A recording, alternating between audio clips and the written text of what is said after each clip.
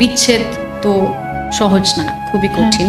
আমি ভেবেছি যে এটা ঠিক হয়ে যাবে, আচ্ছা ঠিক আছে ঠিক হয়ে যাবে না। তাহসান মিথিলাকে স্বাধীন মতো নিচের গাড়ি ব্যবহার করতে দিত না, এটাই ছিল তাহসানের সাথে মিথিলার ঝগড়া হওয়ার একেবারে প্রথম কারণ। তাহসান এত টাকা কামানোর পরেও কেন মিথিলাকে একটা বাড়ি লিখে দিল না, কেন একটা ফ্ল্যাট লিখে দিল না, এইটা ছিল দ্বিতীয় কারণ। কেন তাহসানের পরিবারের সাথে তাকে থাকতে হতো, কেন তাহসান আর মিথিলা আলাদাভাবে থাকতে পারতো না আলাদা জায়গায় গিয়ে, এইটা ছিল তৃতীয় কারণ। হ্যাঁ ভিউয়ার্স, সম্প্রতি মিথিলার একটি ইন্টারভিউতে এমন কিছু চাঞ্চল্যকর তথ্য উঠে এসেছে যা শুনলে আপনার পায়ের নিচ থেকে মাটি সরে যাবে। তো চলুন বেশি কথা না বাড়িয়ে ঘটনার বিস্তারিত জেনে নেই। তাহসান মিথিলা জুটিটা একসময় সকলের অনেক বেশি পছন্দের একটা জুটি ছিল। 2017 সালে তাহসান এবং মিথিলার বিচ্ছেদ হয়ে যায়, আর এই বিচ্ছেদটা পুরোটাই হয়েছিল মূলত মিথিলার কারণেই। হ্যাঁ, মিথিলার কারণেই হয়েছিল। কেন বলছি এই কথা?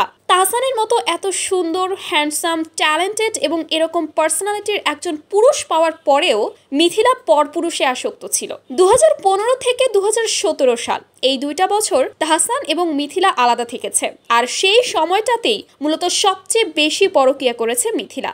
আর সেই সময় যে মিথিলা পরকীয়াগুলো করেছে সেগুলোর বেশ কিছু ছবি এবং ভিডিও আপনারা একটু খেয়াল করলেই সামাজিক যোগাযোগ মাধ্যম জুড়ে পেয়ে যাবেন। মিথিলা তার সর্বশেষ ইন্টারভিউতে জানিয়েছে যে তাহসান নাকি তাকে গাড়ি ইউজ করতে দিত না, আর এই জন্য সে তাহসানকে ছেড়ে বিবাহিত এক বৃদ্ধ পুরুষকে বিয়ে করে নিল, যার গাড়ি বাড়ি কোনো কিছুর কমতি ছিল না, আর মিথিলাকে দিতেও তার কোনো প্রবলেম ছিল না। কিন্তু এখন যখন সৃজিতের সাথে মিথিলার সম্পর্কটা অতটা ভালো না, অন্যদিকে তাহসান আর রোজার সম্পর্কটা বিন্দাস চলছে, ঠিক সেই সময়ে এসে মিথিলা দাবি করছে মিথিলা নাকি তাহসানকে ডিভোর্স দিতেই চায়নি। ওয়াও!